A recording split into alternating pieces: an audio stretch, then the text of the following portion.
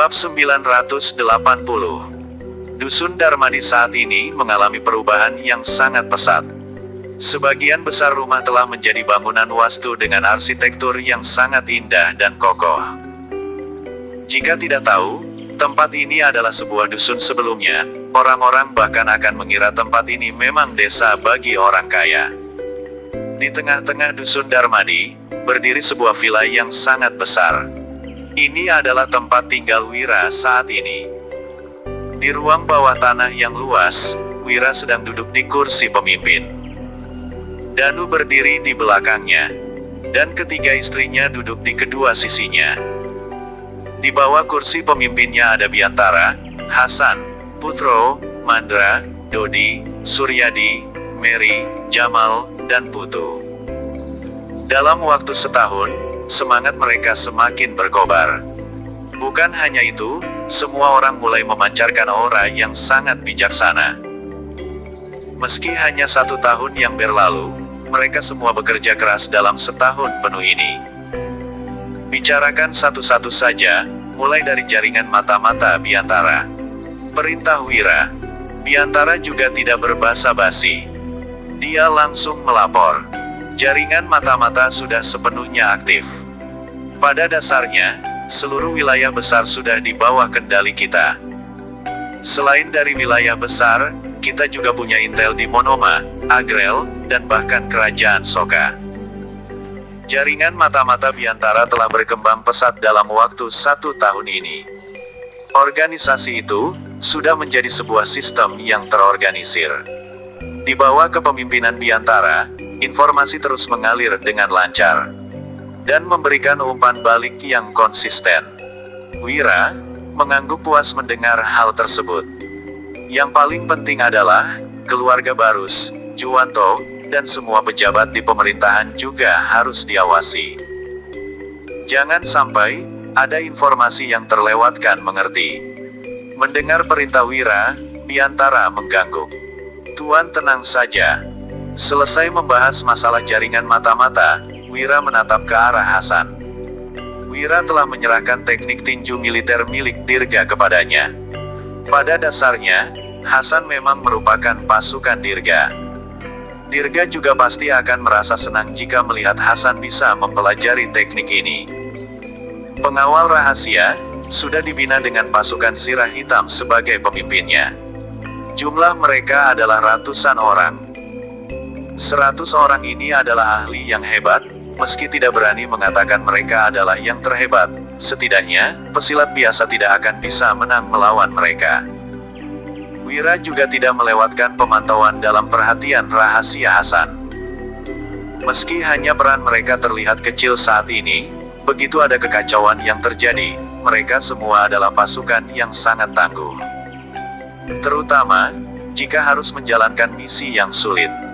Pasukan ini adalah kandidat yang paling cocok. Bagus sekali, ujar Wira dengan puas. Selanjutnya, dia melihat ke arah Mary. Mary tidak berbicara, dia membiarkan Putu yang melapor. Tuan, perampok di 3 provinsi itu sudah dikumpulkan. Semuanya berada di bawah kepemimpinan Ngarai Naga Biru, totalnya ada 40.000 orang. Meski 40.000 orang itu tersebar di berbagai penjuru, mereka tetap akan bisa berkumpul dalam waktu singkat hanya dengan 1 perintah. Bukan hanya itu, sesuai perintah Tuan Wira, kami sudah mulai mengajari mereka strategi berperang. Kalau benar-benar harus berperang, mereka bukan lagi perampok biasa. Pasukan yang dilatih Putu ini adalah pasukan besar. Jumlah 40.000 orang. Mungkin terlihat sedikit tetapi sudah cukup untuk memastikan keamanan mereka sendiri. Apalagi, 40.000 pasukan Putu tidak akan kalah jika harus berhadapan dengan ratusan ribu pasukan. Sebab, Wira masih punya Suryadi. Paman, bagaimana keadaan di tempatmu, tanya Wira. Suryadi langsung melapor. Dalam setahun ini, kita sudah menghabiskan banyak uang untuk membuat semua senjata yang diperlukan. Selain dari pedang dan panah yang ditempa sesuai dengan keterampilan pembuatan pedang Treksa, masih ada zirah dan perlengkapan lainnya yang cukup untuk 40.000 orang. Untuk senapan, perlengkapan kita cukup untuk 1.000 orang. Kita memang punya banyak granat. Tapi, kalau harus diberikan masing-masing 10 buah granat, persediaan kita hanya cukup untuk 1.000 orang. Selain itu, busur panah dan lainnya cukup untuk 40.000 orang. Bab 981. Wira merasa sangat gembira, dia menghasilkan begitu banyak uang. Memang untuk memperkuat pasukannya. Kini, pasukan yang terdiri dari 40.000 orang tidak mungkin kalah dari pasukan manapun. Adapun pistol dan granat itu keduanya bukan berasal dari dunia ini. Tentu saja cukup untuk mereka gunakan. Karena sudah diproduksi begitu banyak. Begitu pertempuran dimulai, semua orang mungkin akan tercengang melihat kehebatan kedua senjata itu. Bagus sekali. Seusai berbicara, Wira menatap ketiga wanita itu. Mereka masing-masing bertanggung jawab atas bisnis di suatu provinsi.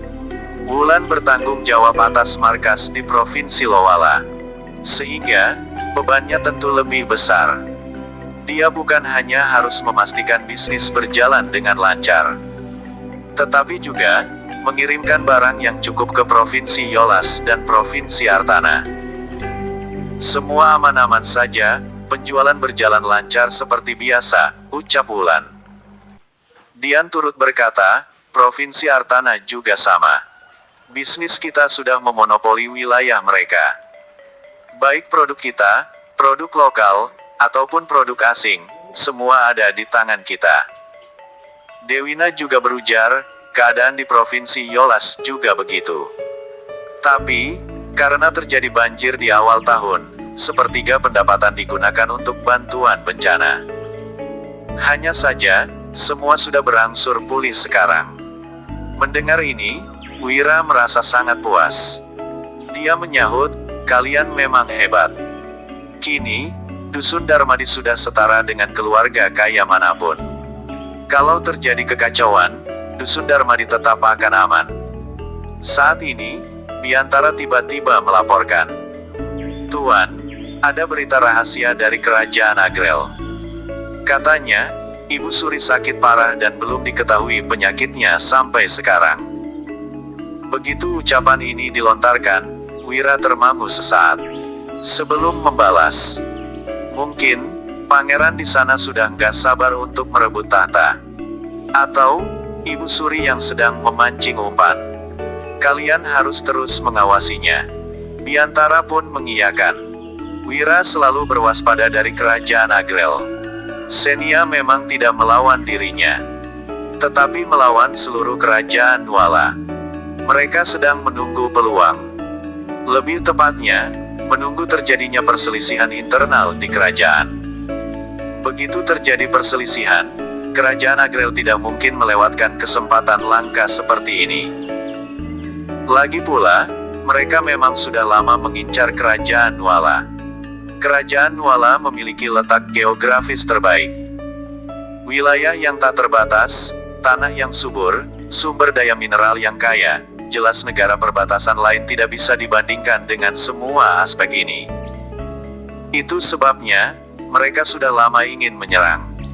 Apalagi, Kerajaan Nuala mulai kacau. Jadi tidak mungkin mereka melewatkan begitu saja.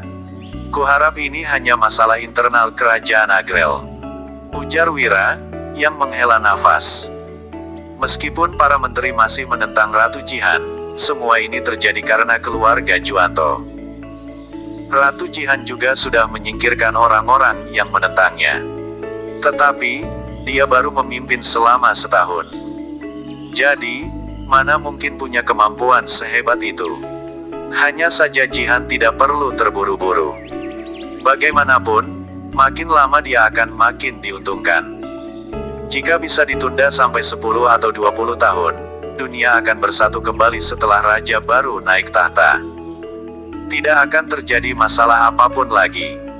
Namun, ini hanya pemikiran Ratu Jihan. Keluarga Juanto tidak mungkin memberinya waktu selama itu. Saat ini, di kediaman keluarga Juanto, Kumar sedang duduk di ruang kerjanya dengan mata terpejam. Tangannya mengetuk meja, seperti sedang menunggu sesuatu yang penting dengan sabar. Bab 982. Tidak berselang lama, Kumar memicingkan matanya. Terlihat harapan pada sorot matanya. Baru-baru ini, seorang bawahan masuk dengan membawa seekor merpati. Kumar segera mengambil merpati tersebut, lalu tersenyum. Dia berucap dengan tidak acuh dan raut wajah yang dingin. Akhirnya datang juga. Kalau begitu, jangan harap dunia ini bisa damai, terutama Wira. Kebencian Kumar terhadap Wira sangatlah besar. Dia akhirnya tahu siapa orang yang telah membantu Jihan. Ternyata, semua ini adalah ide Wira. Begitu mengetahui masalah ini, Kumar sangat murka. Hanya saja, dia tidak punya cara untuk melawan Wira waktu itu. Sehingga, hanya bisa menahan diri. Selama setahun ini, Kumar tidak menganggur begitu saja. Setelah mencari bantuan sana-sini, dia pun menemukan cara untuk melawan. Mulai hari ini jangan harap kerajaan Nuala bisa tenang. Perkataan Kumar ini membuat kedua putranya tertegun sesaat.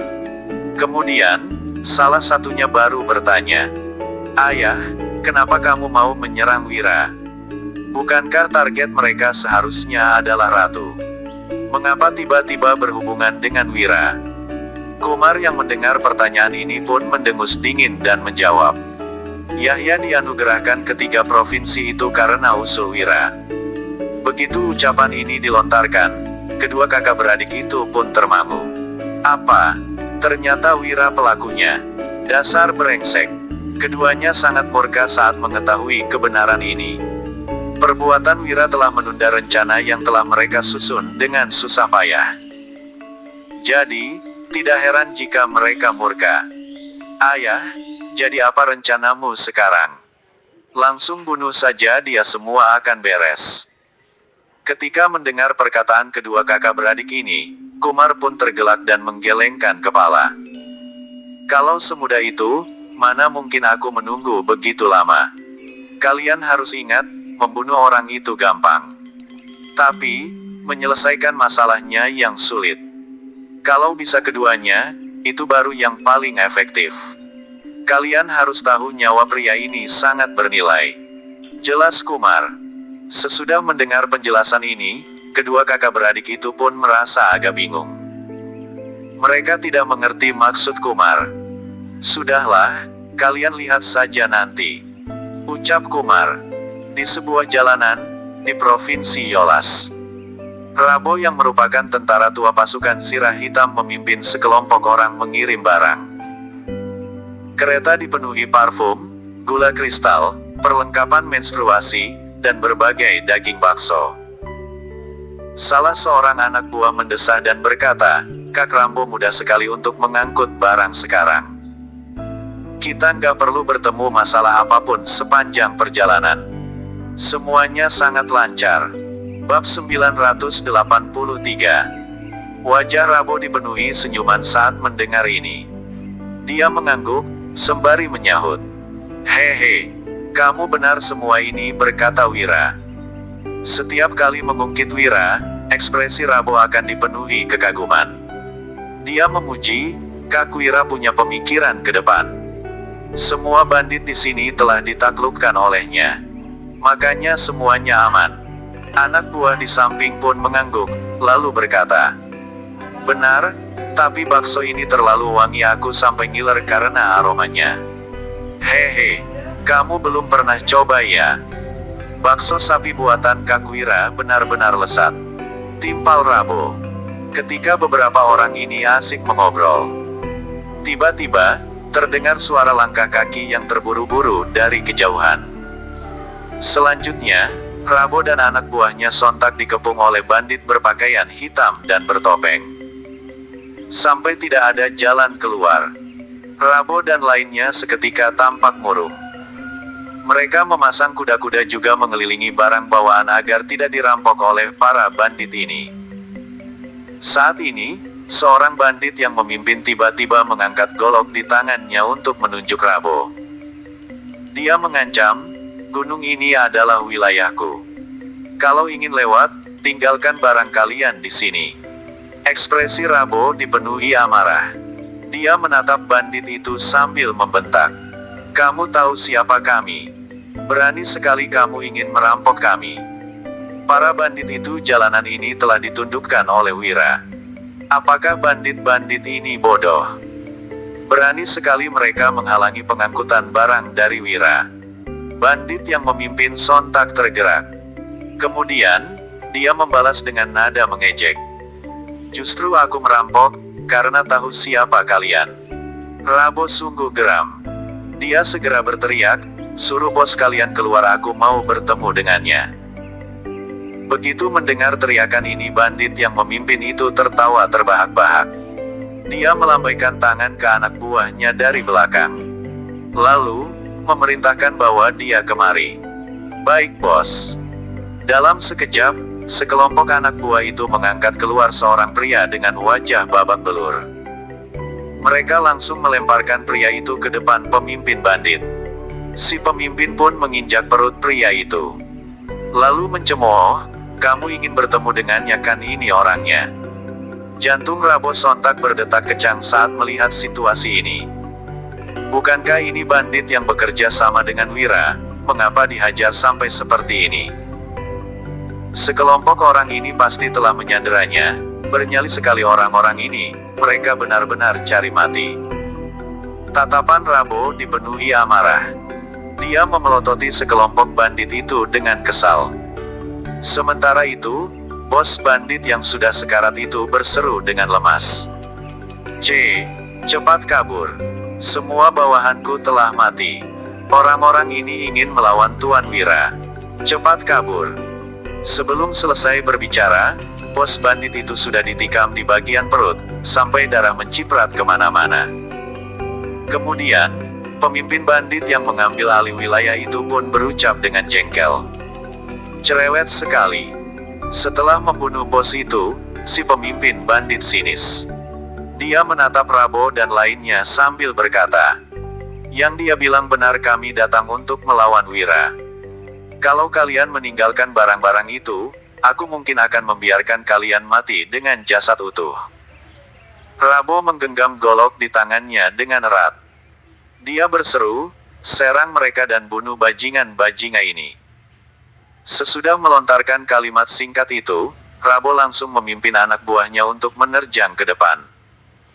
Sayangnya, pihak lawan terlalu kuat. Sampai-sampai, Rabo dan lainnya terus dipukul mundur. Melihat situasi ini, para anak buah segera mengelilingi Rabo untuk melindunginya. Kemudian, salah satunya berkata kepada Rabo, kamu pergi cari Kak Wira saja, serahkan mereka kepada kami. Rabo tampak ragu-ragu sejenak. Mendengarnya. Pada akhirnya, dia mengatakan giginya dan buru-buru meninggalkan tempat itu. Bab 984. Rabo berlari dengan sangat cepat. Dan tidak berani berhenti sedetik pun. Akan tetapi, tiba-tiba mendapati sebuah sosok berpakaian hitam yang memegang belati berdiri di bawah pohon yang tidak jauh dari sana. Tatapan sosok itu tertuju lekat-lekat pada Rabo. Begitu melihatnya, wajah Rabo menjadi makin suram. Dia tanpa sadar menggenggam golok dengan makin erat. Lalu, berseru sambil menyerbu ke arah pria itu. Semua orang yang berani menghalangiku, kamu akan mati. Sekujur tubuh Rabo seolah-olah dipenuhi energi yang tiada habisnya. Niat membunuhnya bergejolak hebat. Langkah kakinya pun menjadi semakin cepat. Pria di bawah pohon itu malah mendengus dingin. Lalu mengangkat alis dan berucap, kamu bahkan gak tahu kemampuanmu sendiri. Berani sekali kamu menantangku. Pria itu sontak berjinjit dan meloncat. Tangannya yang memegang belati diarahkan kepada Rabo, dia menerjang dengan cepat. Begitu terlihat kilatan dingin, mata Rabo seketika terbelalak. Dia merasakan hawa dingin di lehernya. Sebelum sempat melawan, dia sudah terjatuh ke tanah dan tewas. Pria itu melirik Rabo dengan dingin. Kemudian, dia menyimpan belatinya dan meninggalkan tempat itu tanpa menoleh sedikitpun. Pada saat yang sama, anak buah Rabo juga mulai kalah. Beberapa yang terluka parah, berusaha untuk bertahan. Mereka memegang kaki pemimpin bandit itu, mencoba untuk menghalanginya mengambil barang-barang mereka. Namun, pemimpin itu mendengus dingin dan langsung menendang mereka hingga terhempas jauh. Beberapa bandit juga mengayunkan golok untuk melenyapkan semua anak buah Rabo. Angin dingin berhembus dan membawa aroma wangi. Pemimpin itu menarik nafas dalam-dalam, lalu mendekati kereta tersebut untuk memeriksa. "Bos, itu barang-barangnya?" tanya salah satu bawahan. "Ya," pemimpin itu tersenyum sinis. Lalu, menepuk-nepuk kereta itu dan menginstruksikan. "Ayo, saatnya menyerahkan barang-barang ini." Saat ini, orang-orang di Dusun Darmadi masih belum mengetahui apapun. Keesokan harinya, Dewina menerima surat yang dibawa merpati. Surat itu dikirimkan oleh veteran pasukan Sirah Hitam yang berjaga di Provinsi Yolas. Masing-masing dari mereka bertanggung jawab atas bisnis suatu provinsi. Mereka tentu merasa cemas, karena barang masih belum tiba. Padahal sudah terlambat 2 hari dari yang dijadwalkan. Dewina terkejut saat mendapatkan surat tersebut. Dia bergumam, barang belum sampai kenapa bisa begini. Dewina merasa agak heran, orang yang bertanggung jawab atas pengiriman kali ini adalah Rabo. Rabo sudah melakukan pengangkutan berkali-kali, sehingga mengenal jalan dengan baik. Jadi tidak mungkin tertunda sampai selama ini. Dewina tidak berpikir terlalu jauh. Dia hanya mengira, Rabo memang terlambat. Kemudian, Dewina mengirim surat lagi ke markas para bandit di Provinsi Walas untuk menanyakan situasi. Juga meminta mereka untuk membantu pengangkutan. Namun, setelah 1 hari berlalu, Dewina masih belum menerima balasan apapun. Padahal dia telah meminta mereka untuk segera membalas setelah menerima surat. Kenapa bisa seperti ini? Dewina merasa ada yang tidak beres. Menurut perhitungan waktu, Rabo dan anggotanya seharusnya sudah tiba di Provinsi Yolas. Mereka sudah terlambat 3 hari dari waktu yang ditetapkan. Dewina bergegas mencari Wira untuk memberitahukan masalah ini. Wira yang terkejut pun bertanya, 3 hari? Sudah terlambat 3 hari. Bab 985. Aku juga menyuruh para bandit segera membalas pesanku. Tapi nggak ada balasan apa-apa. Lanjut Dewina. Mendengar ini, Wira pun mengerti. Wira mengernyit, wajar jika terlambat 1 hari. Tapi, jika 3 hari, ini benar-benar tidak masuk akal. Setiap kali pengangkutan, Wira selalu berpesan kepada mereka untuk tidak terburu-buru, yang penting selamat. Bagaimanapun, mereka adalah veteran pasukan Sirah Hitam. Dan jarak yang harus ditempuh juga sangatlah jauh. Jadi, tidak masalah kalau tertunda sehari. Selain itu, para veteran yang melakukan pengangkutan selalu berangkat 5 hari lebih awal. Dengan kata lain, Rabo dan lainnya sudah terlambat 8 hari. Ada yang tidak beres. Apa? Rabo membuat kesalahan? Tanya Dewina dengan agak ragu. Jelas-jelas tidak pernah terjadi kesalahan seperti ini.